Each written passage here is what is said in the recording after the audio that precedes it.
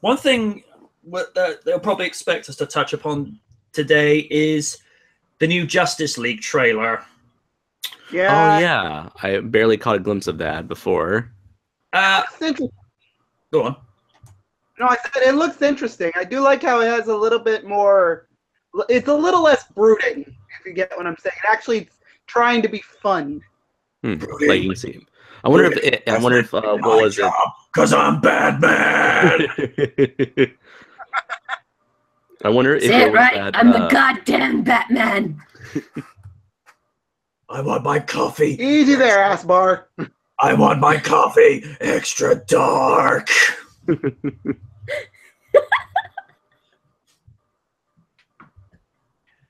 I wonder if this was somehow influenced by Joss Whedon himself. Now that he's taken over the project, it wouldn't surprise me, but has to be said, I'm starting to like this version of Aquaman more and more. I just don't give a damn. Yeah, it's kind of nice But to see him just get a talk, little man. love for a change, because I've read the comics, especially the New 52 run, which was actually pretty good. I've seen him in how he was portrayed in Justice League and Justice League Unlimited. He was super badass. It's just sad that he has such a bad reputation just because of the freaking Super Friends cartoon. oh yeah, even though like that version like barely reflects who he is nowadays. Yeah. And also kind of how they narc on him in the Big Bang Theory. It's like, oh, I don't want to be Aquaman. He's the Aquaman of the Justice League. and of all people, it's Rajesh that's being Aquaman. It's like, because I think it was the New Year's Eve episode where you had Penny as Wonder Woman with a blonde wig, which I thought, okay, that makes no sense. Leonard as the Green Lantern, Howard as the Dark Knight, Sheldon as the Flash, and you had Penny's boyfriend as Superman. He was the only one that had the height and the muscle. He goes, oh, so we've got a short-sighted Green Lantern and a teeny tiny Dark Knight.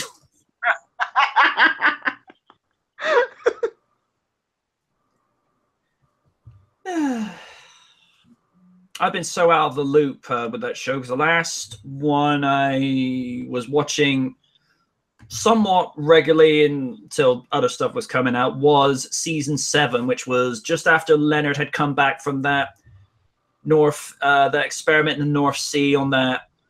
It was on a carrier boat that he was on, experimenting some particular theory. I don't remember the exact gist of it because I'm not a physicist and don't pretend to be one. Mm-hmm.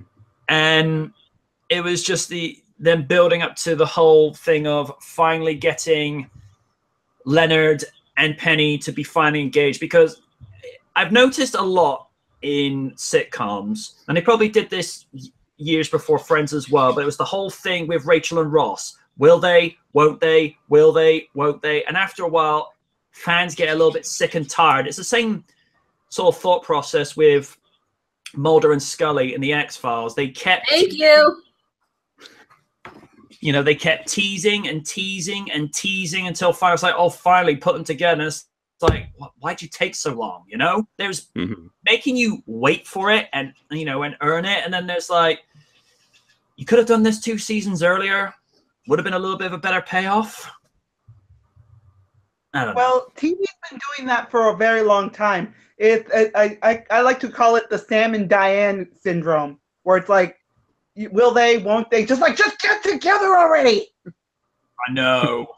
I think the reason why they often do that in writing is because this is a trend I've noticed when it comes to the portrayal of relationships in media, in that a lot of relationships tend to build up to them finally getting together, but most writers never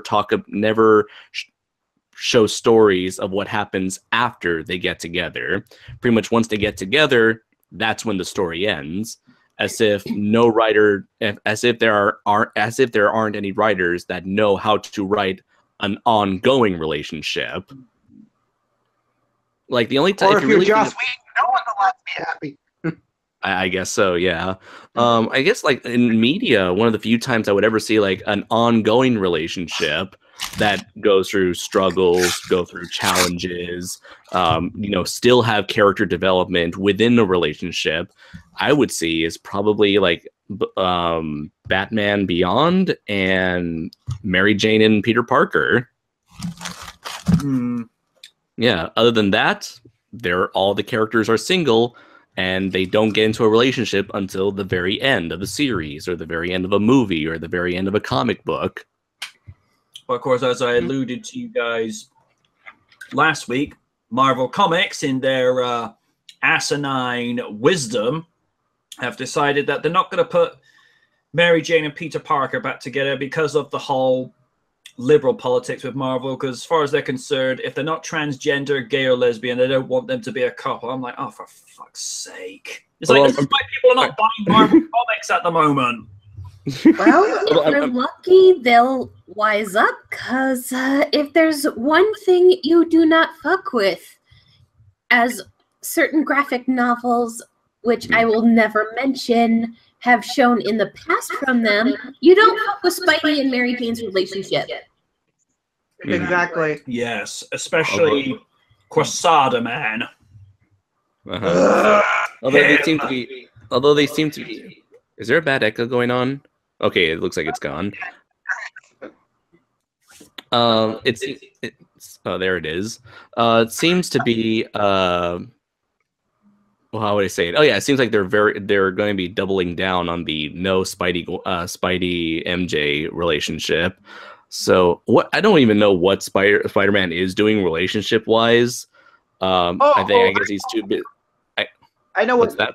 Peter's actually in a relationship, I believe, with Mockingbird. Oh, okay. So look, so he's basically like trying to date every single person except Mary Jane. Is he trying to be the Charlie Sheen of Marvel? Well, we'll have to see. They have paired him with many characters in the past. Obviously, there was Gwen Stacy. Let's see. In Ultimate Spider-Man for a short while, even if it was brief, he actually dated Kitty Pryde. Oh, yeah. That was in the Ultimate comics. He dated Kitty. There was that sort of like Batman Catwoman-esque relationship with Black Cat back in the day. Yeah. What was her name? Betty Bryant? Betty something from the Daily from Betty Brant. Betty Brant. She was the first. Yeah, she was the very first love interest before. I still find it interesting that the actress who played Betty Brant in the Spider-Man trilogy goes on to be Rita Repulsa in the Power Rangers movie. Oh wow, I never knew that. Yeah, I can't remember her name.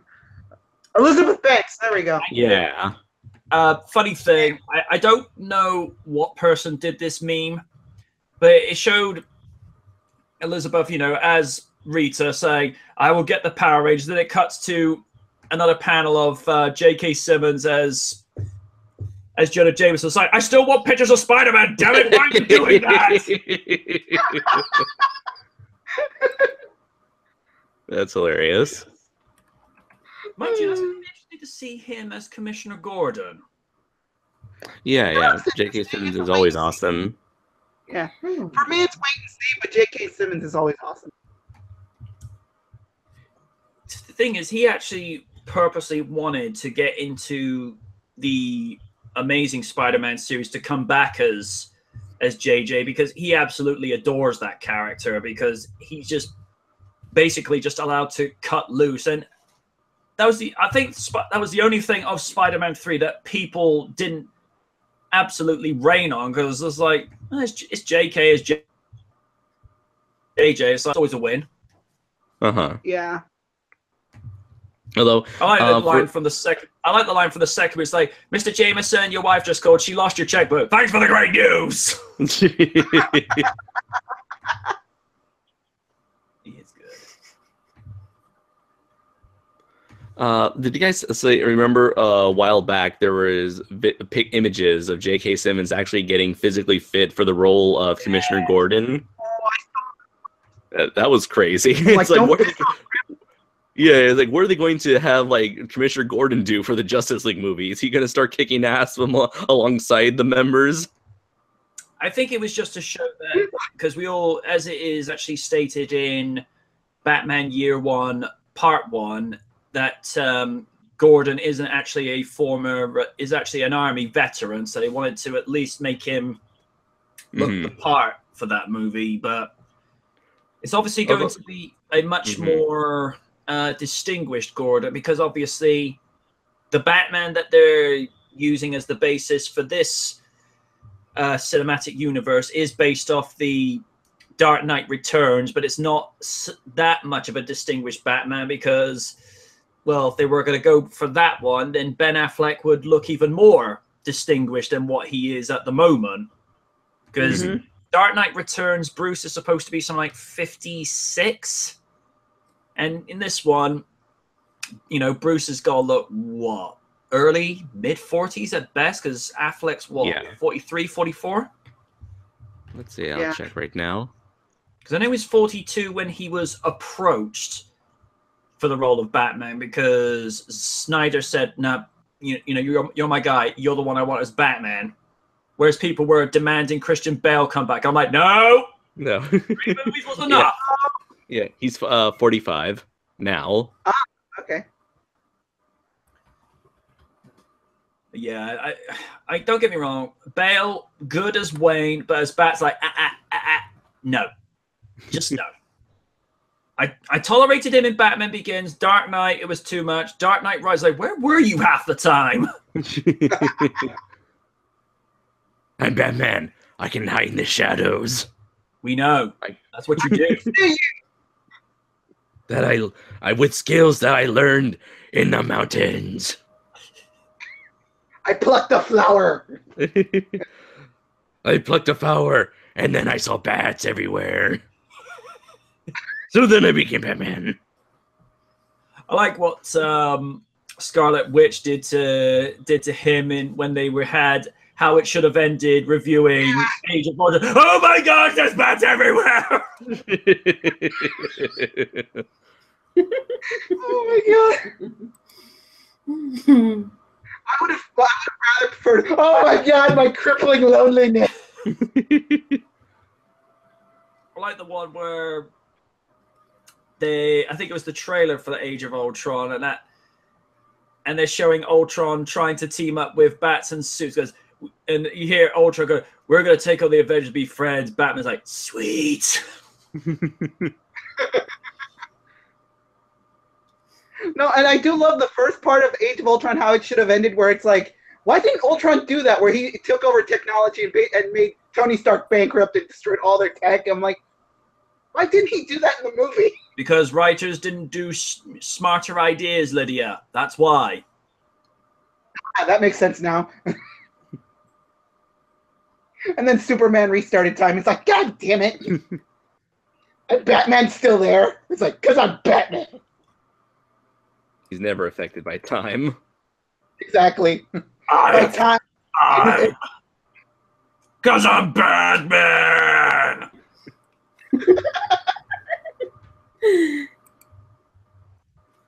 Although it's interesting that Firebird's bringing up, could you imagine Arnold Schwarzenegger doing Bale Batman?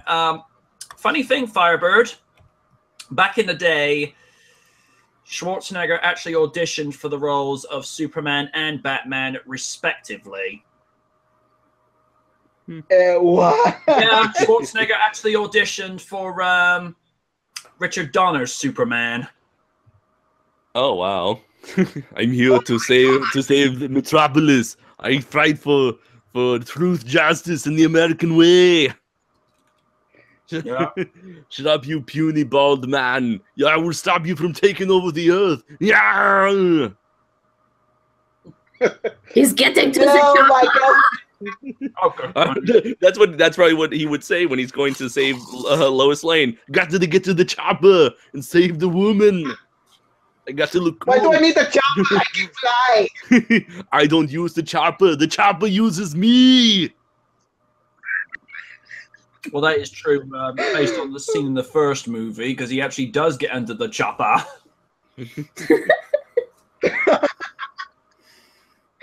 Oh, funny thing you bring up Lois Lane. I don't know who put this clip of Christian Bale's test screen audition as Batman, but it was him in the Val Kilmer sonar costume, doing the scene with that would later get put in. It's like, it's not who I am underneath, but what I do that defines me. The one who was playing Rachel Dawes, Amy Adams, who'd later go on to be Lois Lane. Wow. Funny how it's just the fact he was wearing the Val Kilmer suit. It's just like, that's a feel weird. It's the car, right? Chicks dig the car. And then, of course, they use that line. This is why. Oh, damn it, you beat me to it. I got a car. Chicks dig the car. This is why Superman works alone, and this is why you didn't get a sequel. Yeah. I love the Nostalgia Critic review where it's like, wait a minute, Superman's in this universe? It's like, oh my god.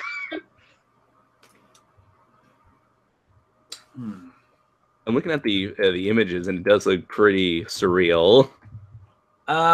Oh yeah, Firebird, I hope you're sitting down, because there was one other actor that auditioned for the role of Batman for the first Tim Burton movie. Oh no. Bill Murray. Wait, what? Yeah, Dr. Peter Venkman was an option for Tim Burton's Batman. I guess he had that going for him, which was nice. Well, that wasn't such a... Oh, just... How was it? Yeah, that was a joke. That was a meme. Yeah, he just was like, wait, Peter Venkman? Yep. Well, you're not gonna look. There are like other casting decisions where it's like, what the hell? Like they had Jack Black as possibly being Green Lantern. Oh yeah, back when it was like rumored to be a comedy or something. Yeah. Well, it was a comedy for all of them. But then again, they objected to the idea of Michael Keaton as Batman originally. Like, wait, this comic actor, but then he goes and does it, and it's like, brilliant. Nailed it. Let's see. Other strange... I remember it was back in the day, there was this one actor, was it Donald Glover, I want to say, who wanted to be Spider-Man back when they were going to reboot the Sam Raimi series. Right.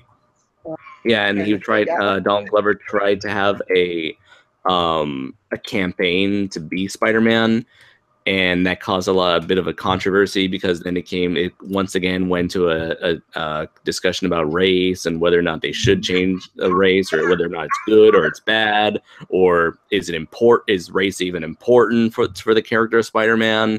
Adaptation versus being faithful to the source material. Sorry, go ahead.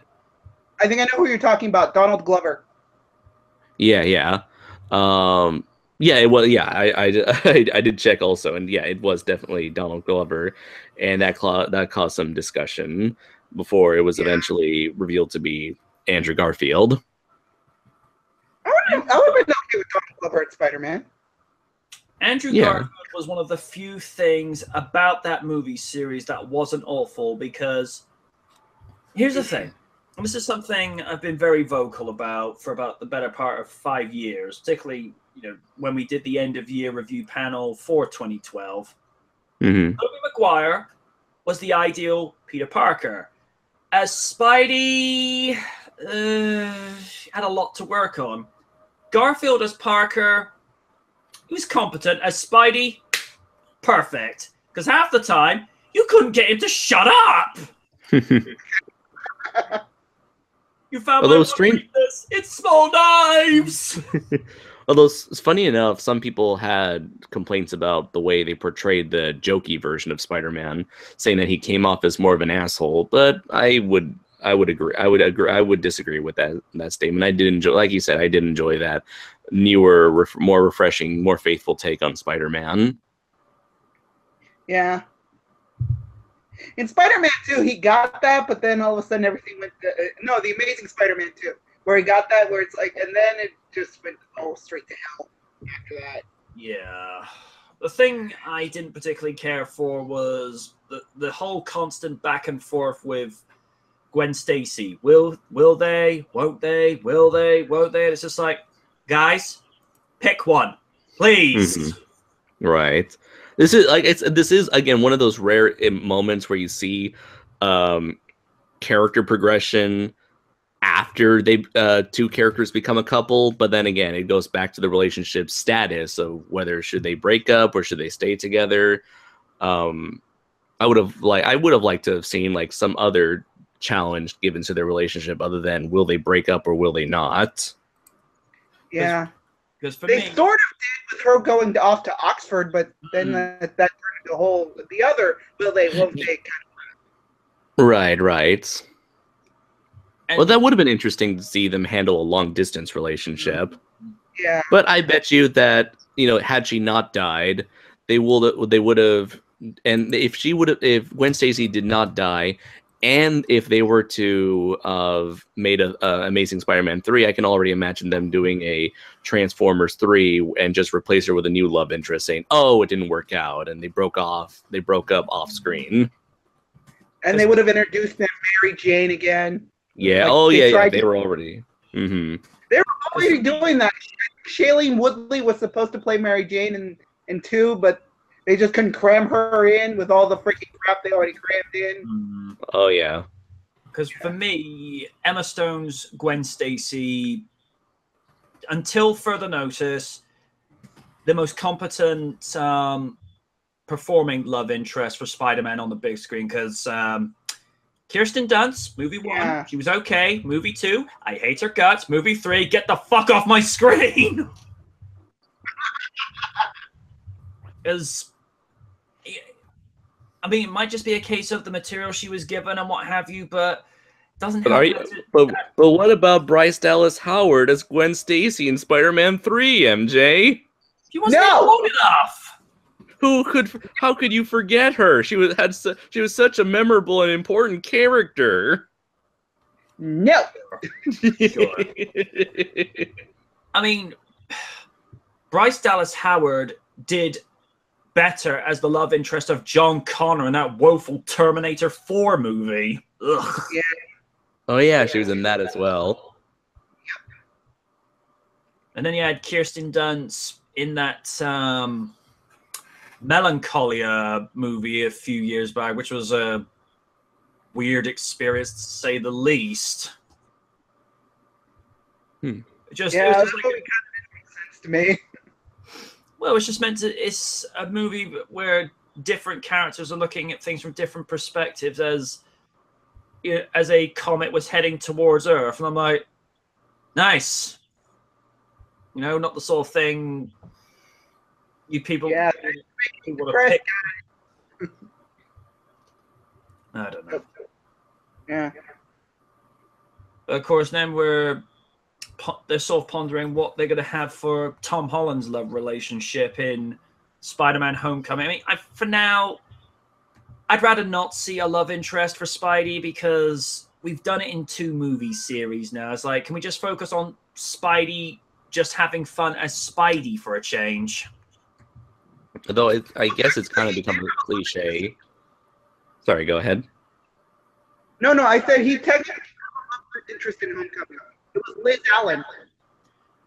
Here's the thing, and this is something I will touch upon in the end of year review panel for this year. Did you feel like the actress that played Liz got little to nothing to do for that movie? She was just there. If anything, the girl development is the girl who played Michelle. She seemed like she got more development than the love interest. She did, but this is just me calling it like it is. I found her character to be so obnoxious during that movie. I'm like, girl, if you're not going to do anything constructive, get off the screen, because she's actually in a detention hall when she's not actually meant to be there. I'm like, Okay, that's logical. You're in detention hall to observe people. Why? She's quirky and weird and cool.